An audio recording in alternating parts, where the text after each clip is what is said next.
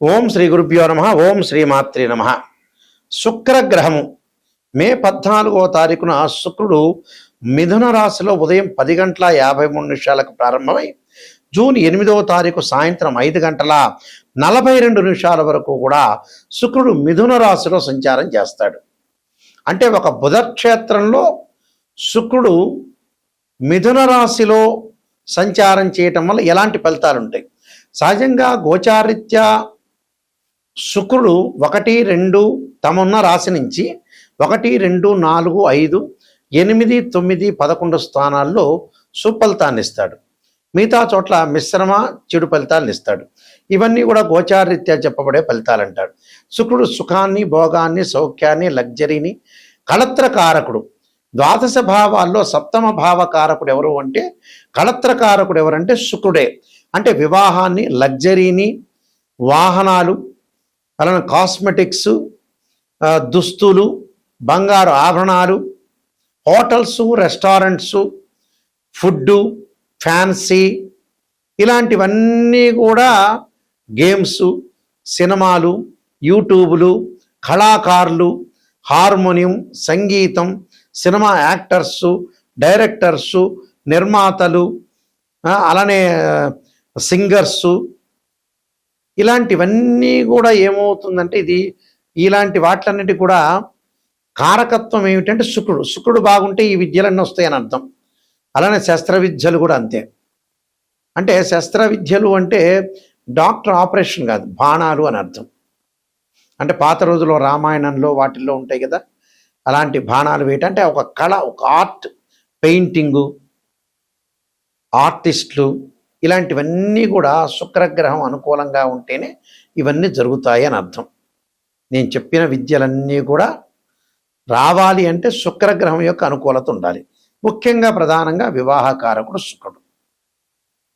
కాబట్టి ఇక్కడ కొంతవరకు ఒక 20% వరకు కూడా గురువు సంతానకారకుడు 80% గురువు అయినా 20% కూడా శుక్రుడు కూడా కారణభూతుడు అవుతాడు సంతానానికి. అందువల్ల శుక్రకణాలు అని అంటారు. కానీ ఒరిజినల్గా సంతానకారకుడు గురువే. మన జ్యోతిష్ శాస్త్రం ప్రకారం కొద్దిగా సపోర్ట్ చేసేవాడు ఏంటంటే శుక్రగ్రహం. అందువల్ల శుక్రబలం అనేది ఉండాలి, వివాహం జరుగుతుందని అర్థం. ఎంత సంపాదించినా కూడా వివాహం అనేది చాలా ఇంపార్టెంట్, సంతానం కలగటం కూడా ఇంపార్టెంట్. అయితే ఇవన్నీ కూడా గోచారరీత్యా చెప్పబడే ఫలితాలు. ఈ శుక్రగ్రహం వల్ల ద్వాదశ భావాలకి, మేషాది ద్వాదశ రాశుల వాళ్ళకి ఏ విధంగా ఉండబోతుందో ఒక్కసారి మనం తెలుసుకుందాం. మకర రాశి వారికి శుక్రుడు యొక్క ఫలితం ఏ విధంగా ఉందో తెలుసుకుందాం. మకర రాశి వాళ్ళకి ప్రధానంగా మకరం, కుంభం, మీనం, మేషం, వృషభం. అంటే ఇక్కడ పంచమాధిపతి శుక్రుడు. పంచమాధిపతి శుక్రుడు 6వ స్థానంలో ఉండటం వల్ల ఎలాంటి ఫలితాలు జరుగుతాయి?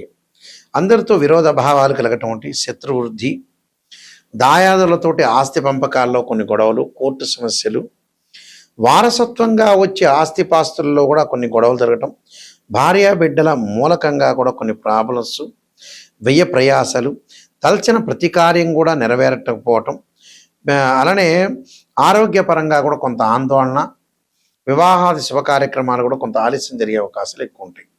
అంటే ప్రతి దానిలో కూడా కొంత ఆలస్యం జరగటమే కాకుండా కొన్ని విషయాల్లో ప్రతి దానిలో కూడా కొద్దిగా ప్రాబ్లమ్స్ వచ్చే అవకాశాలు ఎక్కువ ఉంటాయి. అలాంటి అలాంటి ప్రాబ్లమ్స్ రాకుండా చాలా జాగ్రత్తగా పడి ముందుకు వెళ్ళాలి.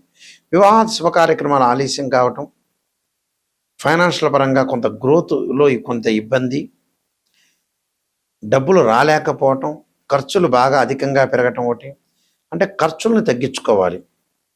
బంగారు ఆభరణాలు, దుస్తులు కొనుగోలు చేసే అవకాశాలు బాగా ఎక్కువ ఉంటాయి. అంటే ఏదో రకంగా డబ్బులు ఖర్చు అయ్యే అవకాశాలు బాగా ఎక్కువ ఉంటాయి. కాబట్టి ఇక్కడ ఏదైతే అందరితో విరోధ భావాలు కలగకుండా చూసుకోండి. శత్రువులు వృద్ధి పొందుతారు, అంటే శత్రువులు ఎక్కువ మంది అవుతారు. మిత్రులు శత్రులుగా మారిపోవటం ఒకటి. అలానే అన్నదమ్ముల మధ్యలో పంచాయతీలు, కోర్టు సమస్యలు, వాద ప్రతివాదాలు, భార్యా బిడ్డల మూలకంగా కూడా, అంటే భార్యా పిల్లల మూలకంగా కూడా ఏదో రకమైన గొడవలు జరిగే అవకాశాలు ఎక్కువ ఉంటుంది. వాళ్ళ యొక్క పిల్లలతోటి కొంత డిస్ప్యూట్స్ ఉండటం, వాళ్ళ యొక్క చదువుల గురించి, వివాహాల గురించి కొంత ఆందోళన పడే అవకాశాలు ఉండటం, ప్రతి పని కూడా కొంత ఆలస్యం జరిగే అవకాశం ఉంటుంది. దగ్గరికి వచ్చినట్టు వచ్చి వెనక్కి వెళ్ళిపోవటం ఒకటి, దీర్ఘకాలిక వ్యాధులు ఉన్న వాళ్ళు కూడా ఆరోగ్యపరంగా కొన్ని ఇబ్బందులు కలిగే సూచనలు ఉంటాయి. అబ్రాడ్ వెళ్ళలేక వాయిదాలు పడే అవకాశాలు ఎక్కువ ఉంటాయి. అక్కడ ఏ వ్యాపారం చేయలేక కూడా వాయిదాలు పడే అవకాశాలు ఎక్కువ ఉంటాయి. కాబట్టి వీళ్ళు తప్పకుండా చేయాల్సినవి ఏంటంటే కమలాదేవి యొక్క స్తోత్ర పారాయణం చేయాలి.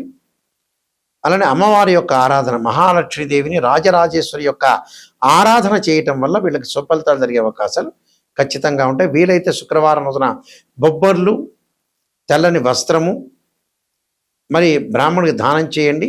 బొబ్బర్లతో చేసిన వంటకాన్ని కూడా ఆ దేవాలయం ప్రధాన అర్చకులకి ఇచ్చి అందరికి కూడా, ప్రజలందరికీ కూడా వితరణ అనేది చేపించడం వల్ల మీ మంచి జరిగే అవకాశాలు ఉంటాయి. అలా శుక్రదోషం పోతుంది. శుక్రగ్రహం యొక్క అనుకూలంగా ఉంటే కొన్ని సుఫలితాలు జరుగుతూ ఉంటాయి. ఈ శుక్రగ్రహము గోచారరీత్యా అనుకూలంగా లేకపోతే వివాహ సంబంధించిన విషయాలు ఆలస్యం కావటం, బంగారు ఆభరణాలు కొనుగోలు చేయలేకపోవటం, సుఖంగా లేకపోవటం, లగ్జరీగా అనుభవించలేకపోవటం, వివిధ కళల్లో నైపుణ్యం అనేది తగ్గిపోవటం, డెవలప్మెంట్ అనేది కాలేకపోవటం శుక్రగ్రహం వల్ల జరుగుతుంటుంది. అందువల్ల మనకి శుక్రమహర దశ అంటారు. అంటే శుక్రమహర దశ ఏ విధంగా ఉండబోతుంది, శుక్రమహర దశలో మనకు ఎలా ఉండబోతుంది, శుక్రమహర దశలో ఎలాంటి రిజల్ట్స్ వస్తాయని మనం జన్మజాతకాన్ని బట్టి చూస్తుంటాం. ఇది గోచారరీత్యా చెప్పబడే ఫలితాలు మాత్రమే. జన్మజాతకానికి గోచారానికి చాలా లాట్ ఆఫ్ డిఫరెన్స్ అనేది ఉంటుంది.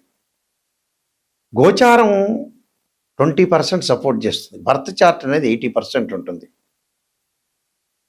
అయితే మనం జన్మజాతకాన్ని చూసుకునేటట్టయితే 6, 8, 12 స్థానాల్లో శుక్రదోషం ఉండకూడదు. జన్మజాతకం నేను ఇప్పుడు చెప్పేది, గోచారం కాదు. జన్మజాతకంలో 6, 8, 12 స్థానాల్లో శుక్రదోషం ఉండకూడదు. శుక్రుడు రాహుతో కానీ, కేతువుతో కానీ, కుజుడితో కానీ, శనితో కానీ కంజంక్షన్ కాకూడదు. శుక్రుడు మృగశిర, చిత్త, ధనిష్ఠ నక్షత్రంలో ఉండకూడదు. ఆరుద్ర, స్వాతి, శతభిష నక్షత్రంలో ఉండకూడదు. అశ్విని, మఖ, మూలా నక్షత్రంలో ఉండకూడదు. అలానే పుష్యమి, అనురాధ, ఉత్తరాభాద్ర నక్షత్రంలో కూడా ఉండకూడదు. శుక్రుడు రాహుతోటి, కుజుడితోటి, శనితోటి, కేతువుతోటి కంజంక్షన్ కాకూడదు. రాహుకేతులు, కుజుడు, శని. అందువల్ల ఇవన్నీ కూడా జన్మజాతకాన్ని చెప్పేవి. గోచారరీత్యా వచ్చేటప్పటికల్లా వాళ్ళ రాశి దగ్గర నుంచి 1, 2, 4, 5, 8, 9, 11 స్థానాల్లో ఉంటే మంచి సుఫలితాన్ని ఇస్తాడు. ఇవన్నీ కూడా నిజాన్ని తెలుసుకోవాలి. ఎప్పుడు కూడా మనం నిజం తెలుసుకున్నామంటే చాలా అనుకూలమైన ఫలితాలు వస్తాయని అర్థం. ఎప్పుడు కూడా లైఫ్లో ఒక జాతకుడిని, ఎవరైనా సరే జాతకం చెప్పించుకునేవాళ్ళు ఒక ఆస్ట్రాలజర్ని అప్రోచ్ అయ్యేటప్పుడు ఖచ్చితంగా ఒక నెగిటివ్, పాజిటివ్ అనేది రెండూ కూడా తెలుసుకోవాలి. కేవలం పాజిటివ్నే కాదు, నెగిటివ్ తెలుసుకుంటే ఆ నెగిటివ్లోంచి మనం పాజిటివ్ ఎలా వస్తామని తెలుసుకుంటాం. కేవలం మనం పాజిటివ్ తెలుసుకున్నామంటే ఏం లాభం? ఆ పాజిటివ్ మీకే తెలుస్తుంది, మేము చెప్పక్కర్లేదు, ఆస్ట్రాలజర్ ఎవరు చెప్పక్కర్లేదు.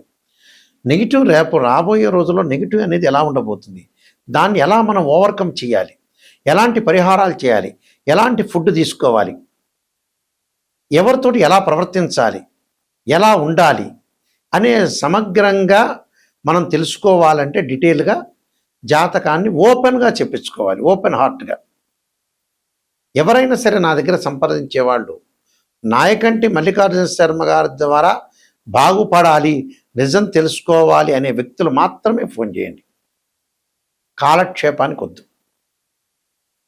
అలానే నేను కాలసర్పయోగ చంద్రిక, రాహుకేతులు, ఛాయాగ్రహాలు, వివాహ మార్తాండము, జాతక చంద్రిక, స్వప్నశాస్త్ర ఫలదీపిక, పుత్రగణపతి వ్రతము, సర్వదేవతా గోత్రుల పార్ట్ 1, పార్ట్ 2, బృహత్ పరిహార సింధు, అలానే పుత్రగణపతి వ్రతము, ప్రిడక్షన్ ఆఫ్ ఆస్ట్రాలజీ, నవగ్రహ దోషాలకి దశమహావిద్యల యొక్క స్తోత్ర పరణాలు, ప్రిడక్షన్ ఆఫ్ ఆస్ట్రాలజీ, ఇలాంటి నెంబర్ ఆఫ్ ఆస్ట్రాలజీ బుక్స్ రాశాను.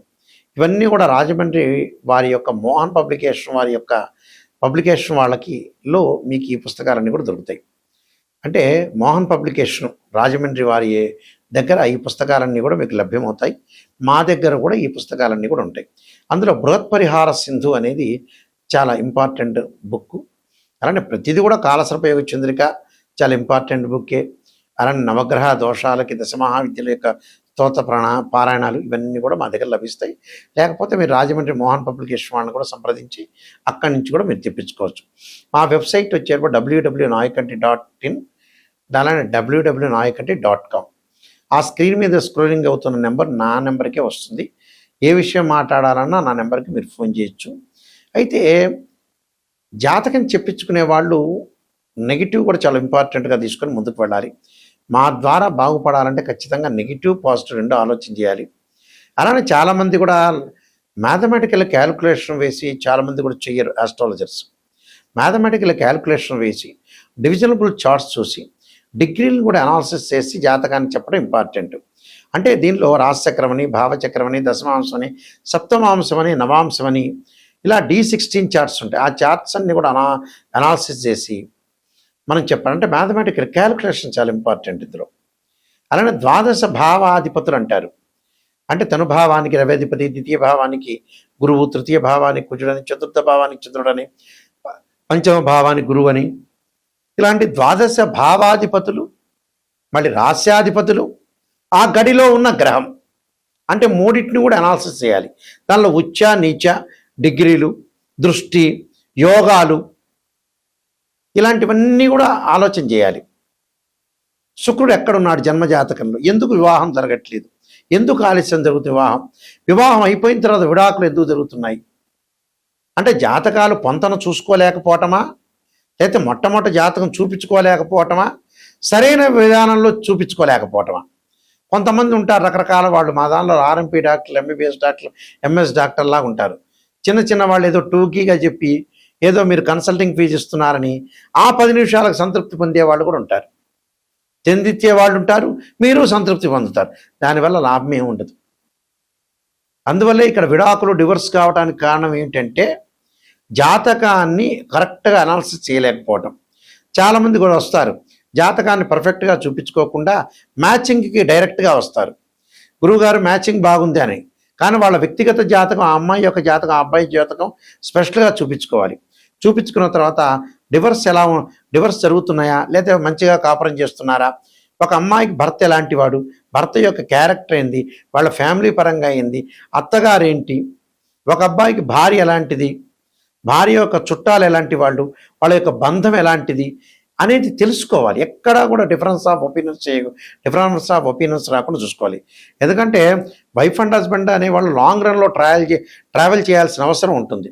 లాంగ్ రన్లో ట్రావెల్ చేయాల్సిన అవసరం ఉంటుంది కాబట్టి చాలా జాగ్రత్తగా జాతకాన్ని చూపించుకొని ముందుకెళ్ళటమే చాలా ఇంపార్టెంట్. అంటే ప్రతి విషయంలో కూడా చాలా జాగ్రత్తగా అనుసరించి ముందుకు వెళ్తేనే మనకు మంచి జరిగే అవకాశం ఉంటుంది. మీ అందరికీ కూడా పరమేశ్వరుడు యొక్క కరుణాకటాక్షం ఉండాలని ఆశిస్తూ సర్వే జనా సుఖినో భవంతు.